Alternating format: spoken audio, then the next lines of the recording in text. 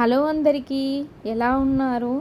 సింగపూర్లో ఎక్కడ కన్స్ట్రక్షన్ జరిగినా కూడా మంచిగా ప్రొటెక్టివ్ మెజర్స్ అనేది యూజ్ చేస్తారు. ఎందుకనంటే మీరు ఆ వీడియోలో చూడండి, మొత్తము ఇక్కడి నుండి దాని చుట్టూ కన్స్ట్రక్షన్ ఎక్కడైతే జరుగుతుందో దాని చుట్టూ మొత్తంగా ప్రొటెక్ట్ చేయడానికి ఒక చిన్న వాల్ లాగా టెంపరీగా కట్టారు కదా. సో ఇది ఏదైతే ఉందో దీని యొక్క యూజ్ ఏంటి అంటే, ఎక్కడైతే కన్స్ట్రక్షన్ జరుగుతుందో దాని యొక్క నాయిస్ అనేది బయటకు రాకుండా కంట్రోల్ చేయడానికి యూజ్ అవుతుంది. అండ్ ఇంకోటి ఏంటి అని అంటే, పెడిస్ట్రియన్ ఎవరైతే వాకర్స్ ఉంటారో వాళ్ళకు అనేది డిస్టర్బెన్స్ కాకుండా ఉండడానికి ఉంటుంది.